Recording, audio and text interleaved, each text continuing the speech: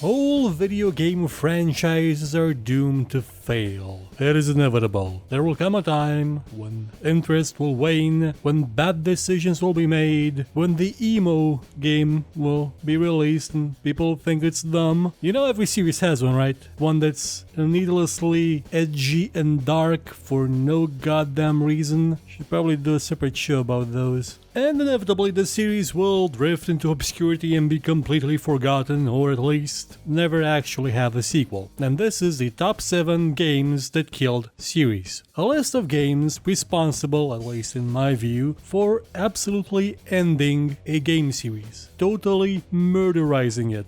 Ensuring that there will be no continuation, either because the public didn't like it, because it wasn't profitable, because it ballooned into a giant homunculus of a production that killed any interest that everybody would ever have in ever making a game like this one in this series, for many reasons. And I don't just mean games that were so bad they never made a sequel. No, that would be easy. No, these are worse. Some of them at least. Now, I won't be putting Mass Effect Andromeda or Duke Nukem Forever here because they were on last week's show and I don't want to repeat myself, but you can sort of consider them as being here because they kind of did the job too. Though even without them, you know that, like I said, no game series can last forever. Apart from Mario, because I don't know, Nintendo has necromancers? Probably. That being said, let's get it started with number 7, Might and Magic 9. Now I know what you're gonna say, but Bill, Might and Magic 10 exists, I've played it.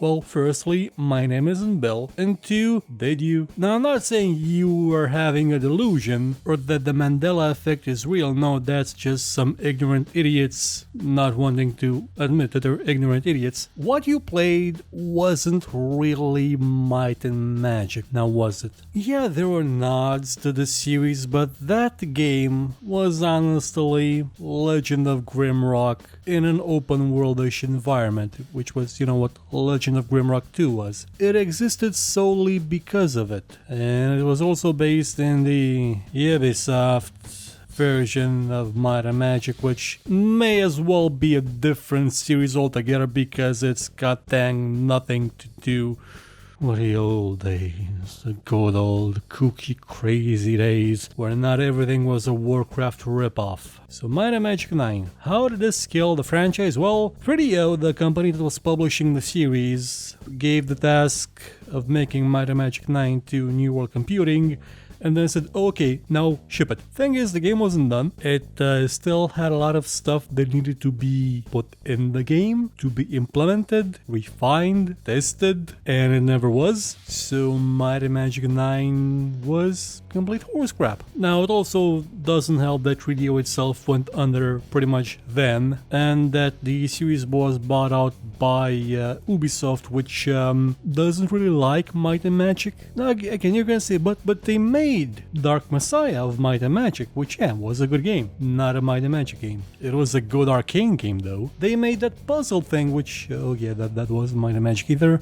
They made the new Heroes series, which are not based at all in the Heroes of Might and Magic universe, have really not all that great ideas in them. And also, I kind of think 7 sort of murdered that series too. But I'm referring strictly to the RPG series. The one that was not resurrected with 10, because again, 10 was not really a Might and Magic game. Sure, superficially it looked like one, but it kind of wasn't one. Also, even if by your definition it was one, you know, because it's called Might and Magic 10, that kind of killed the series too, because it's highly unlikely that Ubisoft will be making a new one on account of its Ubisoft. It was actually kind of shocking that they made the anniversary one in the first place. Well, shocking if you don't remember how popular Legend of Grimrock was at the time, and how that was for a while the new thing. It's not anymore, so not a lot of people rushing to make more of them. Number 6, Ultima 9 Forever. So I've got a bit of an issue here. On the one hand, Ultima 9 stunk.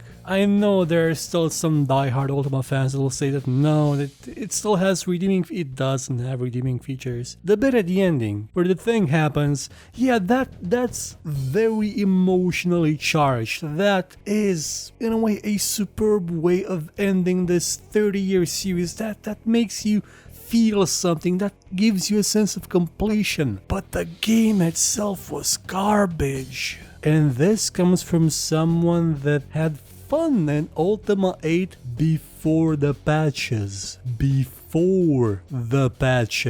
Now, the reason why Ultima 9 was kind of is because, well, for one, it was, I think, the third or at least the second iteration of a story and of a game concept that maybe it was the fourth one, I don't remember. It's a hodgepodge of ideas that weren't fully realized and were remade, reinterpreted, and then shoved together in a short time into an engine that couldn't really fit everything and didn't work well. Also, it was published by EA, so make what you will of that. Now, the reason why I mumbled forever is that there was actually another, I hesitate to call it proper, but another not complete sham, like Lord of Ultima, continuation of the series with Ultima Forever, which was sort of meant to be something like a remake of Ultima 4 but online, and the people that made it were really excited when they heard that they were making that, and they asked what the budget was, and I think they told them,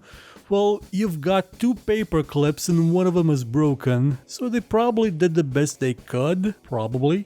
It was a stinker. It was a super stinker. It was shut down because, again, Electronic Arts did have the tendency a while ago to put online only in most of its games, so when it shut off a server, everything died. Now, the MMO is still ongoing, and with a different company, actually. I don't think it's at EA anymore, it's at Broadsword, but that's still ongoing. That's besides the point. But yeah, the Ultima series sort of got the 1-2 punch years apart, but it got it, and it's probably not coming back. Not when Electronic Arts is killing its successful, well-known series. Oh boy, no. No chance at all. Number 5, Nosgoth. Oh boy. I love the Legacy of Kain series. I probably love talking about it more than I like playing it, mostly because some of them have issues with cameras and controls and can get kind of repetitive at times. But in terms of mood, atmosphere, story, dialogue, oh my god, the cast, the voice actors for these games were spot on. They were superb. From the first one until Blood Omen 2, from the first one, which was made by Silicon Knights and, well, with Crystal Dynamics, it's a superb series. And the last breath it took was in the form of an online-only ripoff of that game with dinosaurs and humans killing each other that had none of it. It had none of the charm, none of the poetry, none of the majesty of the single-player games. Now again, this is because Nosgoth was meant to be as a multiplayer partner game, or multiplayer mode, of the, what was it? Dead Sun? Yeah, Legacy of Kain Dead Sun, which was cancelled. So in a way, you could sort of say that Dead Sun killed the series, because it didn't get the chance to actually be finished, and it sort of died. But I'm gonna put the onus on Nosgoth because it just pours a bit more salt on the wound than the idea that, oh, they were making one, could have been good, could have been not, but it was cancelled, so I'll never know. But this one was made, this one was released by the developers of Rocket League, and it, now on its own, had it not been called Nosgoth, yeah, would have been okay, I guess. As something called Nosgoth, oh god no. It killed the series. I don't really think there will be a new Legacy of Kain anytime soon because of it, unless Square Enix sells the franchise. I mean, at this point, they're probably not gonna make a Deus Ex anytime soon again, because they Square Enixed it up too much and it went poof, and now they're too busy making Avengers games until maybe those start stinking too, and we'll be probably seeing more studios being closed or sold off or going their own way from the big Square Enix family, which honestly wouldn't be a bad thing. It seems to have worked well so far, well, apart from the large amount of people being fired, for IO Interactive. Number 4, Medal of Honor Warfighter. Now, here's the thing about this game. I don't know why it was made. The previous Medal of Honor game, the reboot with people with long beards edition phase era saga of the series, that in itself was a horrible video game. That in itself would have killed pretty much any series. The fact that they made this one probably out of sheer hubris to prove that we can fight COD on its own terms with a modern military. Oh, they went to the future. And we greenlit this, right? And it's near done. It's okay, release it. Oh, it didn't sell. Okay. Kill the franchise. It's dead. Yeah. I don't know what to tell you. It's I didn't even play it. I did not play Warfighter. But people that have played it and the previous one told me it's worse. I don't understand how it can be worse. The previous one was horrible. Like it sort of made Modern Warfare 2, which I absolutely did not enjoy, seem a bit better by comparison. And before we say, well, why didn't you enjoy Modern Warfare 2? Well, you got a week? Probably gonna do a separate show with games ending in 2 that everybody loved, which I really, really hated. They're all Electronic Arts games for some reason that I can't really understand. But that's besides the point. You're not gonna be seeing Medal of Honor anytime soon. I mean, Electronic Arts already has Battlefield, it's already killing Titanfall, so it's busy doing other things to other series. Kinda wish it was busy doing that a long time ago, because number 3, Command & Conquer 4. So I didn't hate Red Alert 3. I enjoyed Red Alert 3. Yes, it's an Electronic Arts sequel of a really, really good series of games that I enjoyed, so you can't say that I'm biased against them. I know people hated Red Alert 3. I know why they hated it. Some reasons that they stated for their hate were kind of stupid, but for the most part I got it. The game was just too much. Like every unit had a secondary attack, even though they had no reason to. There was no more life on the maps, no more cows, no more people. Everything had a water version, so there wasn't that much of a focus on land anymore. It sort of cheapened it. What they did to the resource gathering, I understood from a point of view of balancing and esportsiness, but didn't like it either. But yeah, I wasn't dissatisfied with, well, completely dissatisfied with Red Alert 3. Kind of bizarre that they made it fully co-op, but hey, that's another thing. And then came Command & Conquer 4, which I have played. I think I have played. I may be completely blocking the memory of it, but I think I played. They had Battlecast TV, which was an esports kind of TV online station thing, and they used to cast matches of it. It was sort of a MOBA. Well, not a MOBA, but you didn't have buildings and unit production anymore. You just had units.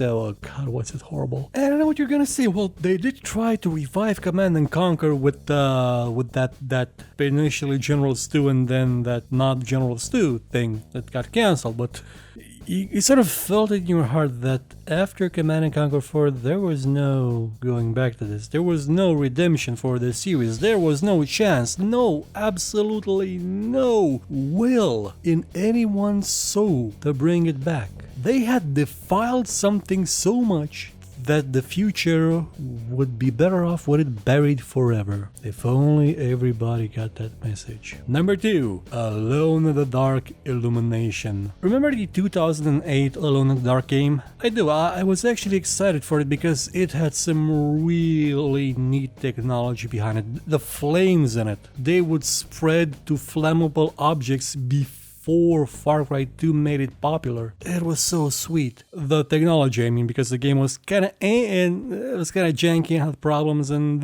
for a while it seemed like it killed the franchise. But then Alone in the Dark Illumination came out. How should I put this? It's like someone digging up the grave of your loved one and raising it from the dead as an unholy abomination of evil, darkness, and sliminess. That's what Alone in the Dark Illumination was. It was a Left 4 Dead knockoff. A really horrible one, with no joy in it, no redeeming features. It barely worked, and it was made solely to cash in on the, zombie-ish, survival horror-ish craze that was popular a couple of years ago.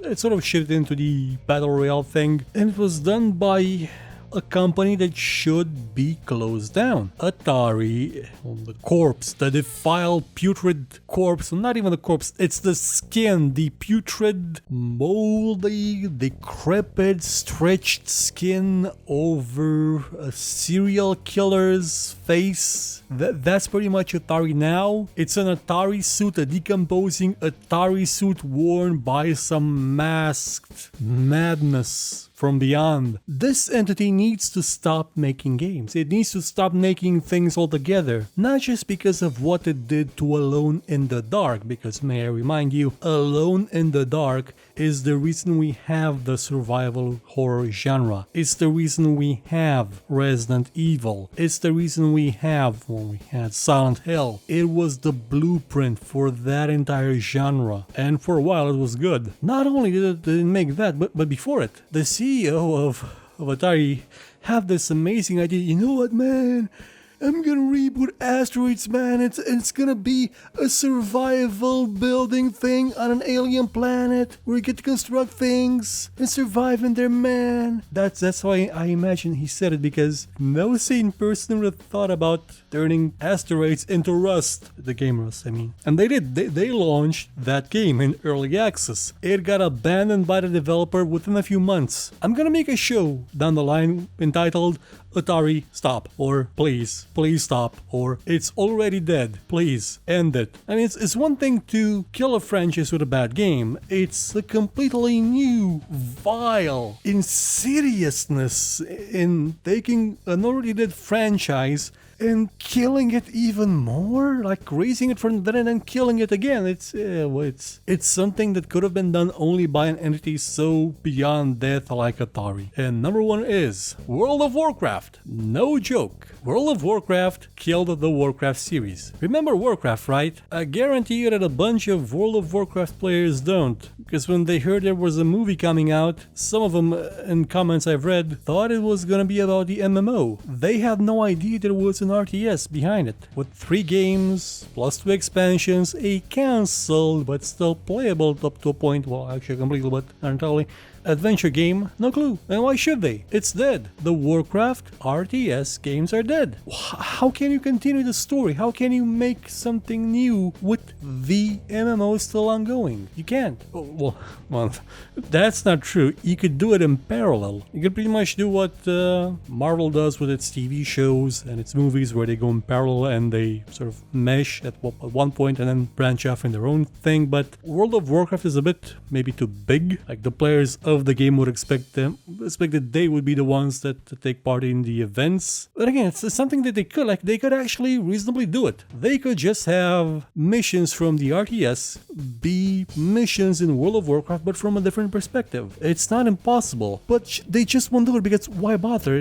The people playing the MMO, most of them will not play the RTS, and they've identified the series so much with the MMO that maybe they're afraid that people won't buy the RTS, which is kind of stupid, because of course they will. It's Warcraft. Yeah, it's been 16 years since the last one. Well, 15 with the expansion. People would play it. People would try it. People would want it. But there isn't one. There isn't going to be one. Now, I hope I'm going to eat my words at BlizzCon this year, or next year, 4, 5, 6 years down the line. But it's been 16 years. The RTS Warcraft series is dead. It took less time for Duke Nukem Forever to be released. Heck, it took less time for a playable version of Grimoire to be available. All I can say is, Zug. So ends this show, this depressing, sad show about games that killed their series. A couple of special mentions are awarded to Dead Space 3, though again, it's mostly Electronic Arts is doing, and to SimCity, which,